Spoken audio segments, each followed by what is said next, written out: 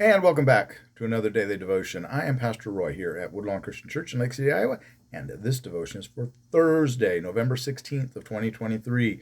We are in the book of Colossians. We're in the second chapter. Today we're going to look at verses 8 to 15, and I'm going to try to make this one as quick as I can because I'm recording this on Wednesday, and as I often say, Wednesday is youth group, so I've got to get going here. So let's jump in without further ado and see what we can find in here that speaks to us about our faith walk and about just who and what Christ truly is.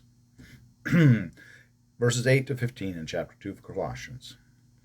See to it that no one makes a prey of you by philosophy and empty deceit, according to human tradition, according to the elemental spirits of the universe, and not according to Christ. For in him the whole fullness of deity dwells bodily, and you have come to fullness of life in him, who is the head of all rule and authority.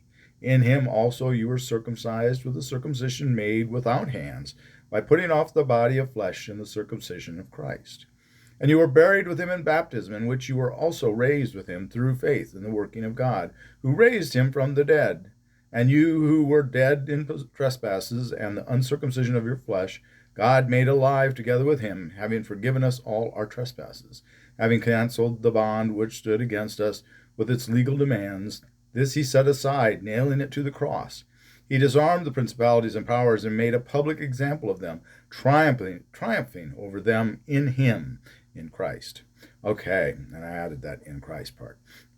First of all, we understand that he has triumphed over death in that last part there, as well as triumphing over the principalities of the world, those that thought they could kill him, thought that they could stop his mission, what his journey was, what he was doing. Human beings cannot get in the way of God. Bottom line, nothing that we can do. We can throw all of our efforts and all our violence against God. God will triumphant in the end. And that's important to remember in light of all of what's going on in the world, all the craziness we see and the violence that we see, and we get worried about it. But hey, worry not. Back up to the beginning, though. Shall we jump back to the beginning?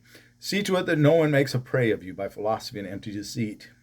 Again, he's warning, like he was warning back a couple days ago on Tuesday's devotion. I think we were talking about that people were trying to trick you with beguiling, delude you is the word they use, not just trick, delude you with beguiling speech. So be careful. We're worried about and concerned and watch out for these people that are trying to lead you astray. And part of it, what they're trying to lead them astray is they're trying to tell him that he's not actually. And this might be the Gnostics that would be saying this. And that's one of the things that they are thinking, that this letter is against Gnosticism, which I think I mentioned again on Tuesday. That he wasn't, that he wasn't fully man, he wasn't fully God, rather. Here in verse 9, for in him the whole fullness of deity dwells bodily. He's dwelling bodily. He is both human and God. Fully human, fully God. And we've come to fullness of life through him. It's through him that we are saved. It's only through him that we can be reconciled with God. He is our redemption, our Redeemer. He's the head of all rule and authority. He is God. Driving that home here, all right? He is the deity. Don't get these crazy ideas, and we get some of the more liberal pastors out there and theologians trying to say that Jesus was just a nice guy. No, he wasn't. Paul's telling us here. He was the fullness of deity that dwelled bodily on this earth. Okay. Back to the text. And in him also you were circumcised with a circumcision made without hands, by putting off the body of flesh in the circumcision of Christ.